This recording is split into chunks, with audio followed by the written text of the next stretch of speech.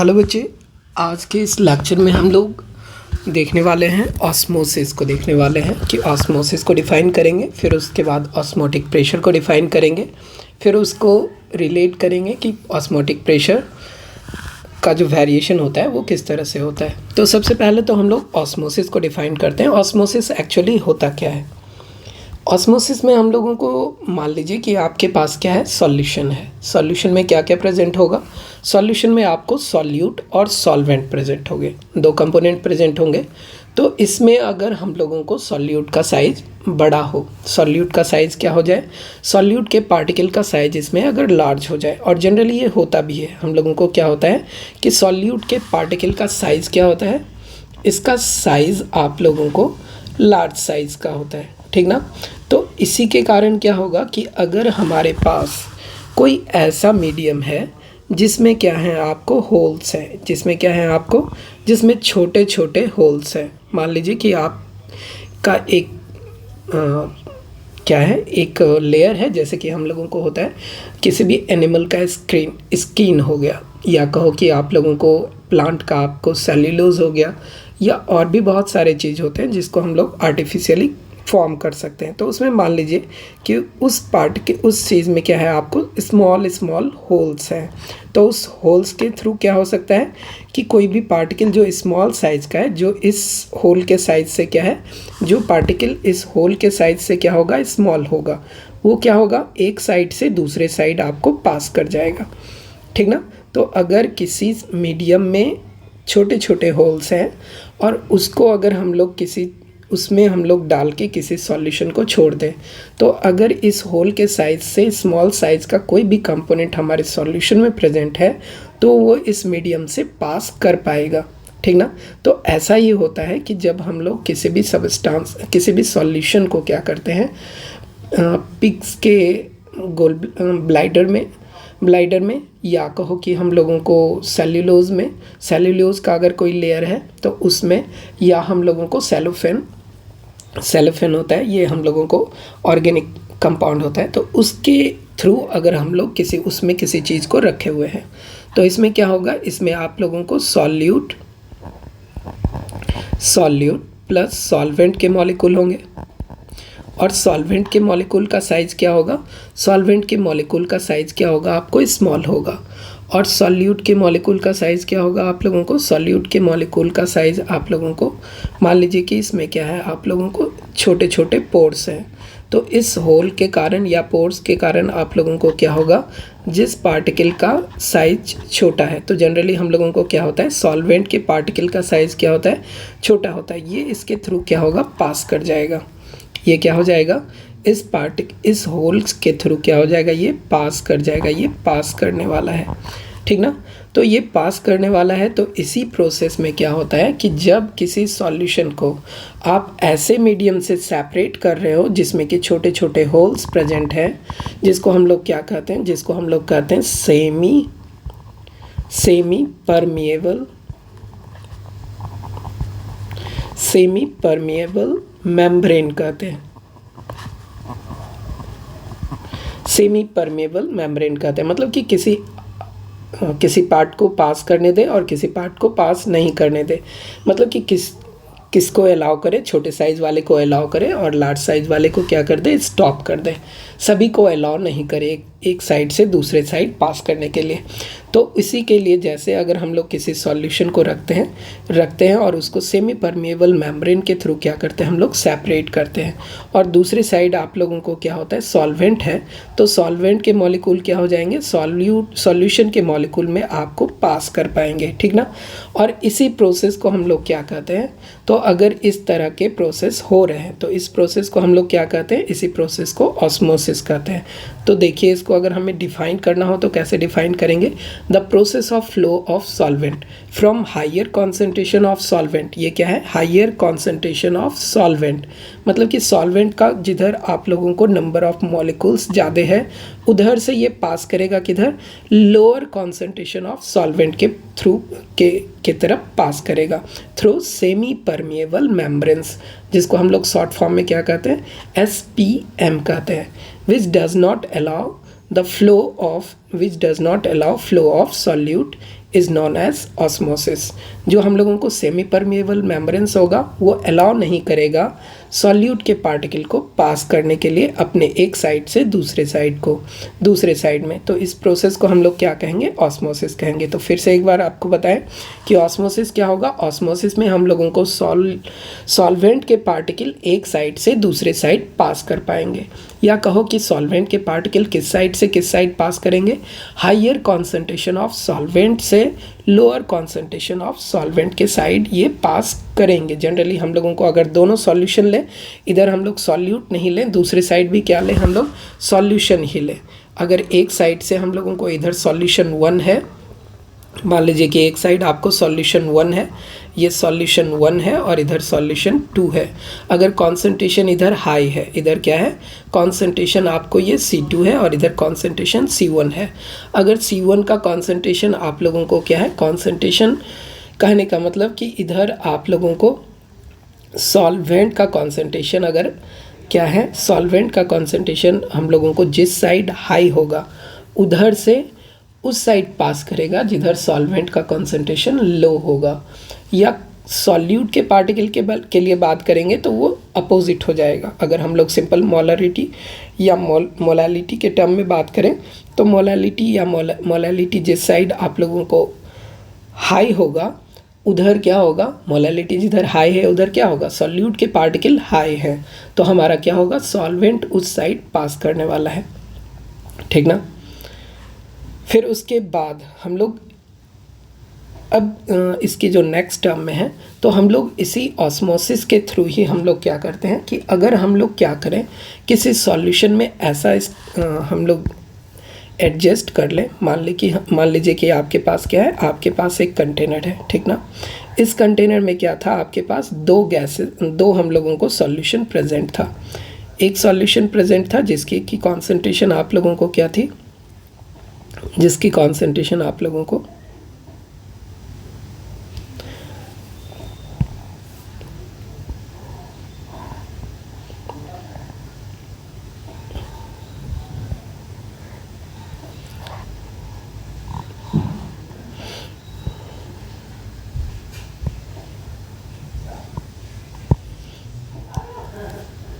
मान लीजिए कि इसमें हम लोग क्या कर रहे हैं, प्रेशर लगा रहे हैं, और इधर क्या हो जाए, इधर क्या चीज़ है हम लोगों को, इस साइड है हम लोगों को सॉल्यूशन है, ठीक ना, और इधर क्या है, सॉल्वेंट है।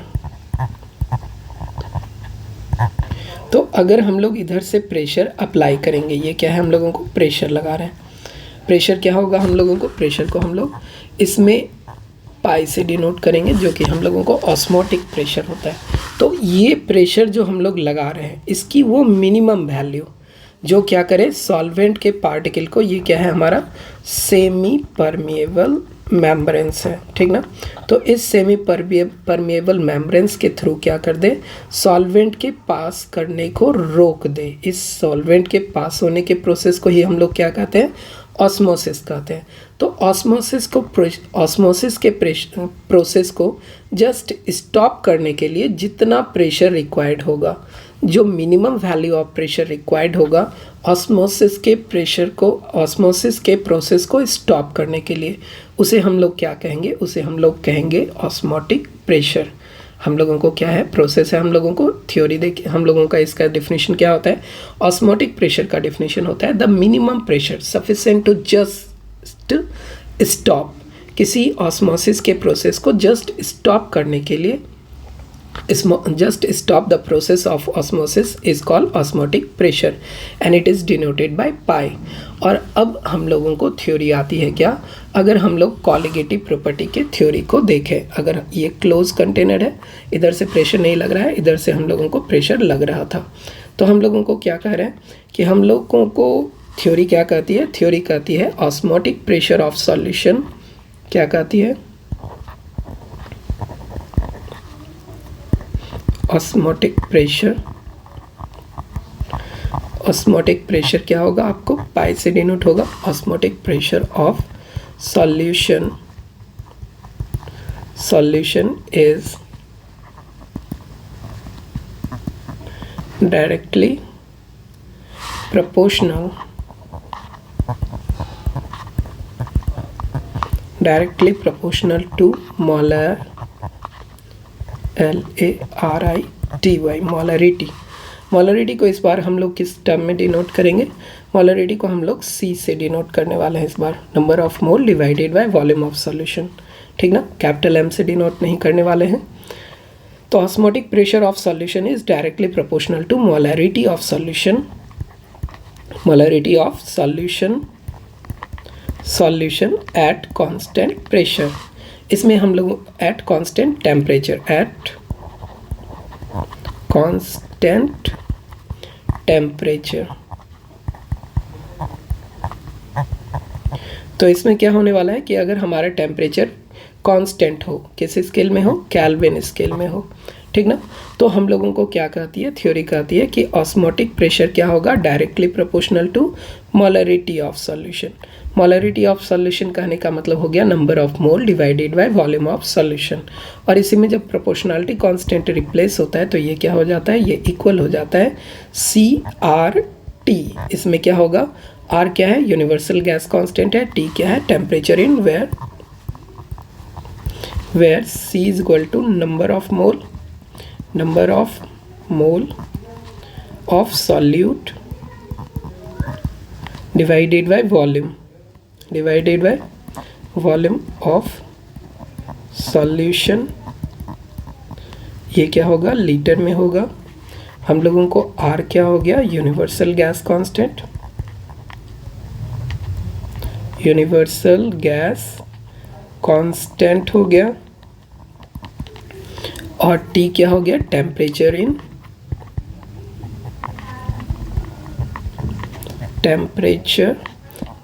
केल्विन स्केल, इन केल्विन स्केल, ठीक ना। तो ये हम लोगों को थ्योरी यही कहती है। हमारे जो फोर्थ कॉलिगेटिव प्रॉपर्टी थी, फोर्थ कॉलिगेटिव प्रॉपर्टी में हम लोगों को ऑस्मोटिक प्रेशर ही है। ऑस्मोटिक प्रेशर किसी सॉल्यूशन का क्या होता है? उस सॉल्यूशन की मोलरिटी के डायरेक्टली प्रोपोर्शनल होता है, ठीक ना। और इसी को हम लोग कहते हैं कि osmotic pressure is equal to CRT।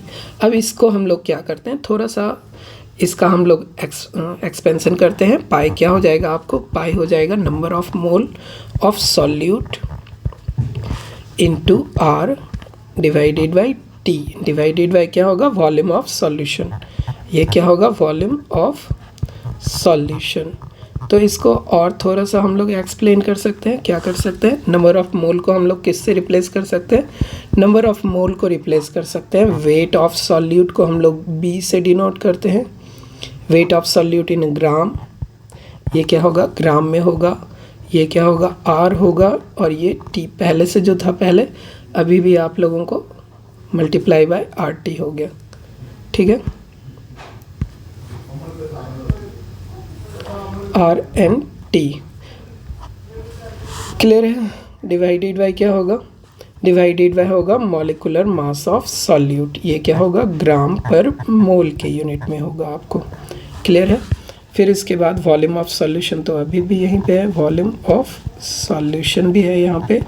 तो अगर आप इसको रीअरेंज करो, वॉल्यूम ऑफ सॉल्यूशन को हम लोग V से रिप्रेजेंट कर सकते हैं। तो हमारा क्या हो जाएगा? मॉलिक्यूलर मास ऑफ सॉल्यूट किसके बराबर होने वाला है?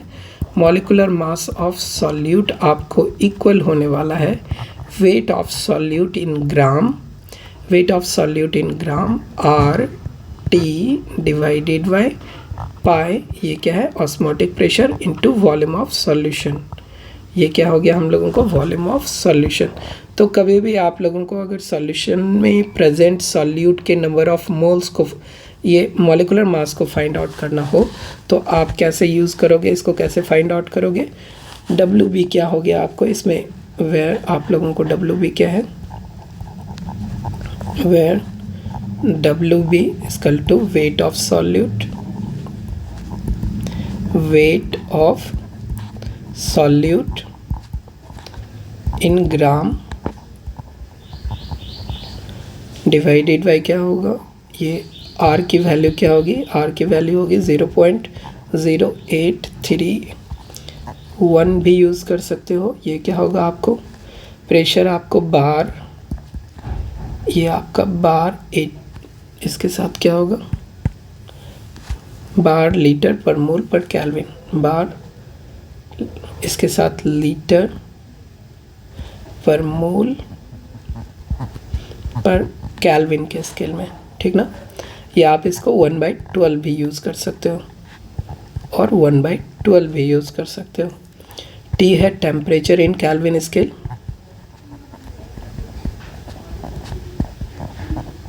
Temperature in Kelvin. फिर हो गया क्या, V = volume of solution, volume of solution in litre,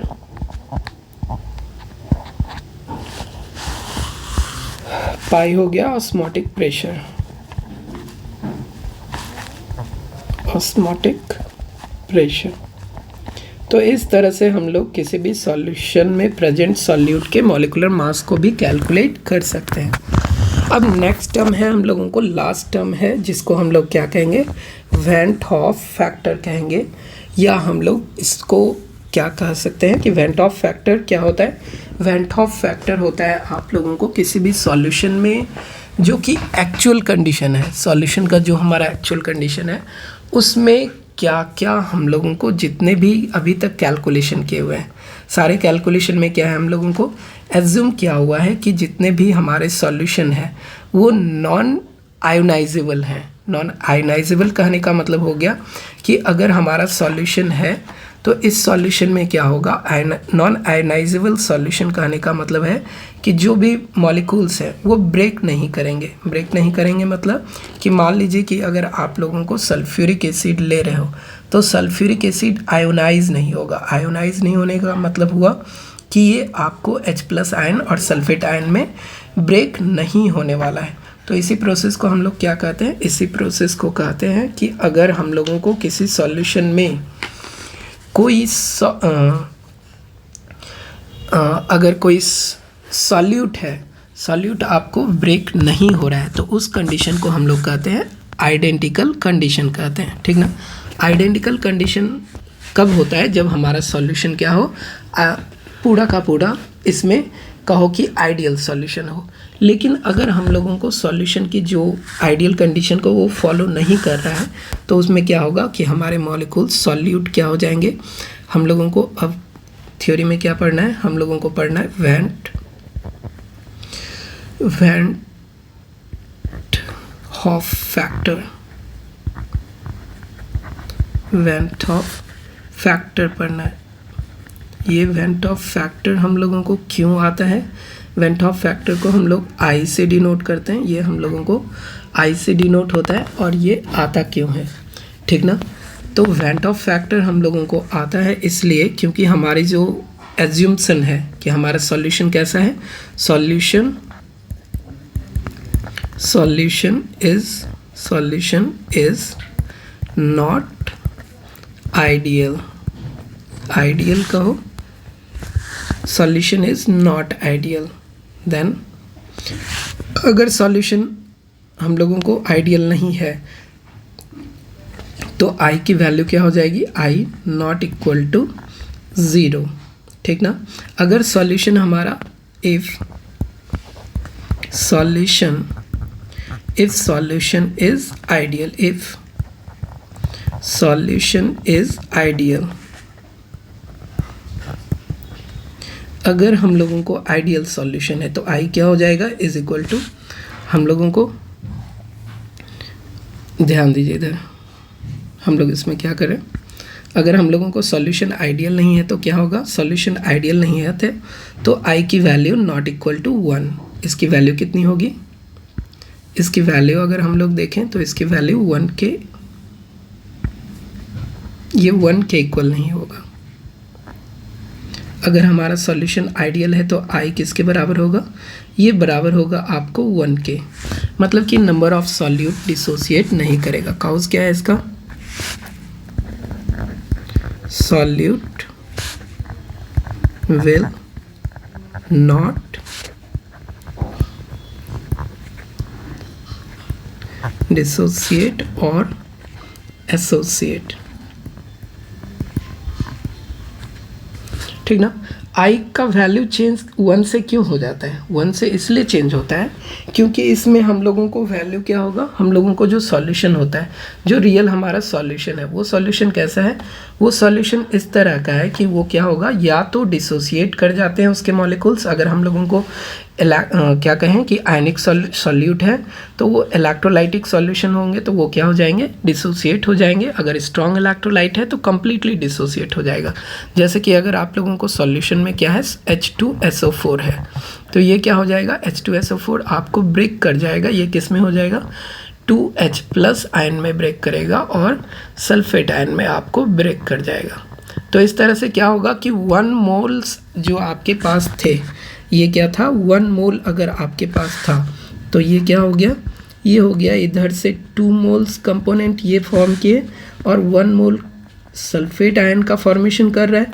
तो आपको क्या पता है, आपको पता है कि कॉलिगेटिव प्रॉपर्टी हम लोगों को नंबर ऑफ सॉल्यूट पार्टिकल पे डिपेंड करता है।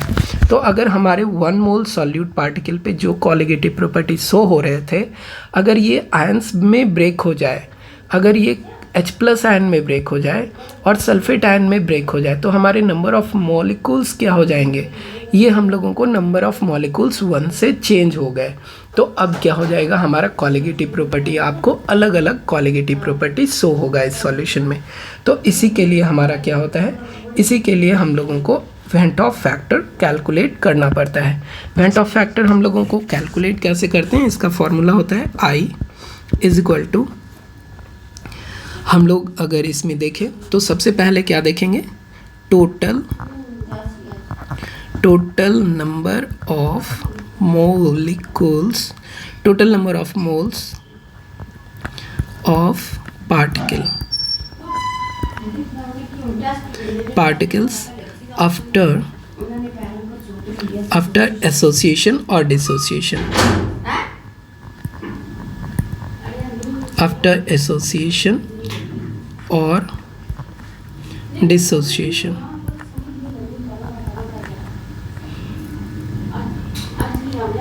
आफ्टर एसोसिएशन और डिसोसिएशन डिवाइडेड बाय क्या होगा, number of particle before association और dissociation, total number of molecules of particle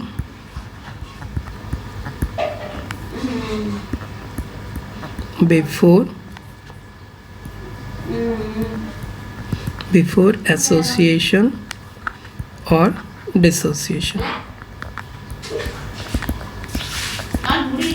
ठीक ना, सबसे फर्स्ट ये फार्मूला है। दूसरा इसका भी और भी फार्मूला है। दूसरा फार्मूला क्या है इसका, normal molecular mass divided by abnormal molecular mass. इसमें आप लोगों को थोड़ा सा दिक्कत होगा, इसमें हम लोगों दूसरा प्रॉपर्टी क्या है, दूसरा हम लोगों को फार्मूला क्या है, दूसरा फार्मूला है नॉर्मल मोलिकुलर मास, जो कि एक्चुअली हम लोगों को किसी मॉलिक्यूल का मॉलिकुलर मास होता है। फॉर एग्जांपल अगर हमें पता है कि सल्फ्यूरिक एसिड H2SO4 तो इसका नॉर्मल मॉलिकुलर मास क्या होगा, 98 ग्राम पर मोल होगा। लेकिन अगर इसी चीज़ को हम लोग कैलकुलेट करें, किसके हेल्प से कैलकुलेट करें, अगर हम लोग कॉलिगेटिव प्रॉपर्टी के हेल्प से कैलकुलेट करें और सल्फ्यूरिक एसिड का आप लोगों को ऐसा नहीं हो कि सल्फ्यूरिक एसिड हम लोग कह रहे हो, कोई भी सब्सटेंस हो सकता है कि अगर हम लोग सल्फ्यूरिक एसिड का आपको पहले से नहीं पता था कि ये सल्फ्यूरिक एसिड है, लेकिन आप जो कैलकुलेट करके निकाले हो और आप फाइनल देखते हो कि हमारा ये कंपोनेंट क्या था, कंपाउंड क्या था, सल्फ्यूरिक एसिड ही था, और आप उसको जो क्या कहते हैं हम लोगों को कॉलिगेटिव प्रॉपर्टी से उसको कैलकुलेट किए हो। जैसे कॉलिगेटिव प्रॉपर्टी से हम लोग यहाँ पे भी मॉलिकुलर मास कैलकुलेट किए हुए हैं, तो यहाँ पे ही अगर मॉलिकुलर मास कैलकुलेट करें और वो क्या हो जाए, फॉर एग्जांपल आप लोगों को सल्फ्यूरिक एसिड में जो इसका एक्चुअल मास है, इसका एक्चुअल मास क्या है, 98 ग्राम पर मोल है।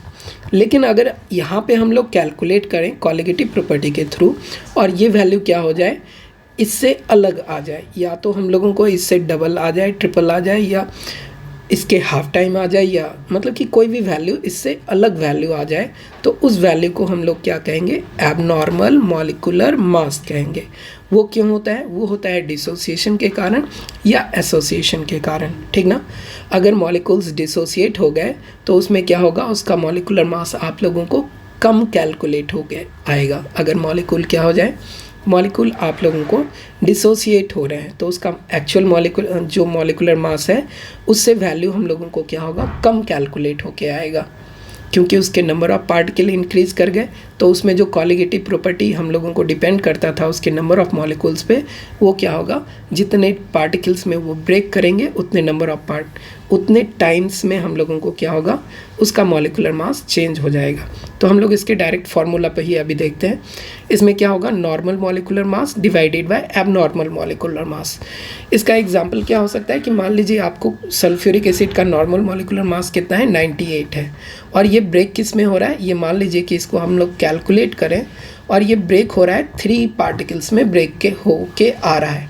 आपको क्या हो रहा है, ये ब्रेक हो रहा है 2H+ आयन और सल्फेट आयन में ब्रेक हो रहा है। तो ये कितने टाइप के प्रॉपर्टी को शो करेगा, ये शो करेगा कि 1 मॉलिक्यूल में इसके 3 मॉलिक्यूल्स प्रेजेंट हैं। तो इसका मॉलिक्यूलर मास क्या कैलकुलेट होके आएगा, 98/3 ग्राम पर मोल कैलकुलेट होके आएगा। तो इसमें वेंट ऑफ फैक्टर क्या हो गया, इसमें वेंट ऑफ फैक्टर आप कैलकुलेट करोगे तो इसकी वेंट ऑफ फैक्टर की वैल्यू क्या हो जाएगी, 3 हो जाएगी। अगर डिसोसिएशन हो रहा है तो आई की वैल्यू क्या होगी, आई की वैल्यू आप लोगों को ग्रेटर देन 1 होगा फॉर डिसोसिएशन। फॉर डिसोसिएशन के कंडीशन में आई की वैल्यू क्या होगी, ग्रेटर देन 1 हो जाएगी। अगर ये एसोसिएट कर जाए, ये क्या हो जाए, एसोसिएट कर जाए, तो आई की वैल्यू क्या हो जाएगी, आई की वैल्यू लेस देन कैलकुलेट होगी 1 के फॉर एसोसिएशन।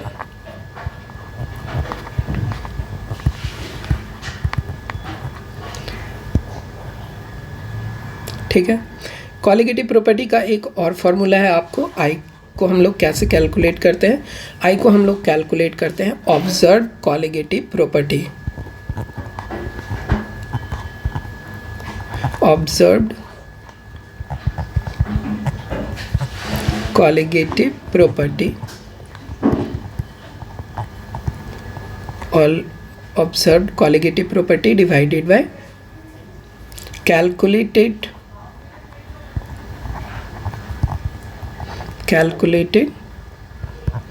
Colligative property. ये कैलकुलेटेड में क्या होता है, कैलकुलेटेड में होता है जो आप एक्चुअल मॉलिक्यूलर मास से कैलकुलेट करके निकाल रहे हो। मान लो कि सल्फ्यूरिक एसिड का आपको मॉलिक्यूलर मास पहले से दिया हुआ है और आप उसके थ्रू जो कैलकुलेट करके कॉलिगेटिव प्रॉपर्टी निकाल रहे हो तो वो वैल्यू हो गया क्या आपको, कैलकुलेटेड। और ऑब्जर्व क्या हो गया, ये एसोसिएशन और डिसोसिएशन के कारण हम लोगों को एक्चुअल वैल्यू से क्या होगा, कैलकुलेटेड वैल्यू से जो डिफरेंट कॉलिगेटिव प्रॉपर्टी शो हो रहा है उसको हम लोग कहेंगे ऑब्जर्व्ड कॉलिगेटिव प्रॉपर्टी कहेंगे। ठीक है। तो इस तरह से हम लोग 3 फॉर्म में कोई भी एक फार्मूला, कोई भी आपको इसमें से दो का वैल्यू दिया हुआ रहेगा, किसी भी 2 चीज़ का आपको वैल्यू दिया रहेगा, या तो आपको नॉर्मल मॉलिक्यूलर मास दिया रहेगा, एबनॉर्मल मॉलिक्यूलर मास दिया रहेगा, आई फॉर्म करने के लिए, कैलकुलेट करने के लिए कहेगा, या आप लोगों को number of particle after association और डिसोसिएशन दिया हुआ रहेगा और टोटल नंबर ऑफ पार्टिकल भी पहले का दिया हुआ रहेगा आपको बिफोर एसोसिएशन और डिसोसिएशन। उस कंडीशन में भी आपको क्या कहेगा, वेंट ऑफ फैक्टर को फाइंड आउट करने के लिए कहेगा। तो ये सारे टर्म्स हम लोगों को वेंट ऑफ फैक्टर के लिए है। और अगर आप एबनॉर्मल मॉलिक्यूलर मास को डिफाइन करना चाहें, एबनॉर्मल मॉलिक्यूलर मास, ये क्या होता है, ये मास होता है, मास ऑफ कंपाउंड, मास या कहो कि molecular mass of compound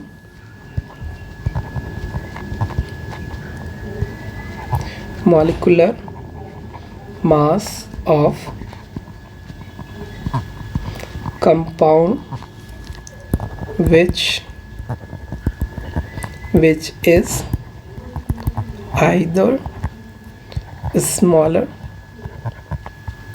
smaller or larger than actual molecular mass। Actual, इसमें क्या होगा हम लोगों को, ये एक्चुअल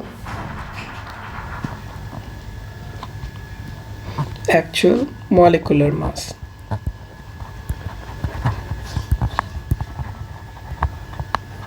is called abnormal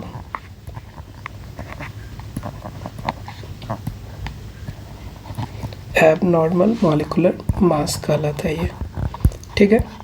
और ये क्यों होता है, ये होता है एसोसिएशन के कारण या डिसोसिएशन के कारण। अगर एसोसिएट हो गया है तो नॉर्मल मॉलिक्यूलर मास से एबनॉर्मल मॉलिक्यूलर मास क्या होगा। अगर एसोसिएशन अगर क्या हो रहा है, अगर एसोसिएशन हो रहा है तो एबनॉर्मल मॉलिक्यूलर मास क्या होगा, will be greater than normal molecular mass.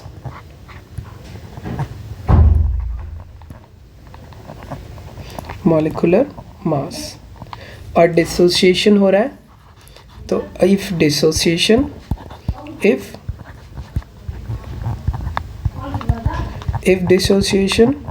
Then क्या होगा आपको, देन एबनॉर्मल मॉलिक्यूलर, इसमें अगर हम लोग इसको एबनॉर्मल मॉलिक्यूलर मास इस तरह से लिखें,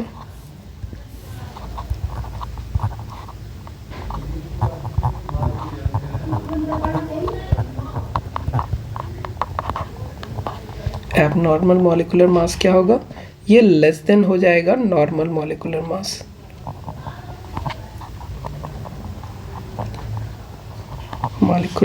मास। ये आप याद रख सकते हैं या सिर्फ डेफिनेशन आपको यहाँ तक ही लगेगा। आज के क्लास में हम लोग यहीं पे एंड कर रहे हैं। नेक्स्ट वीडियो में आप लोगों को क्या होगा, एनसीईआरटी का जो एक्सरसाइज है उसका सॉल्यूशन हम लोग सेंड कर रहे हैं, ठीक है। तो आज के क्लास तक में हम लोग एक बार आपसे रिक्वेस्ट है कि सारे के सारे वीडियो को आप लोग क्या करो कि रिवाइज कर लो, तो हम लोगों को क्वेश्चन बनाने में क्या होगा, थोड़ी सी सहूलियत हो जाएगी, ठीक है। बच्चे आज की क्लास को हम लोग यहीं पे एंड कर रहे हैं।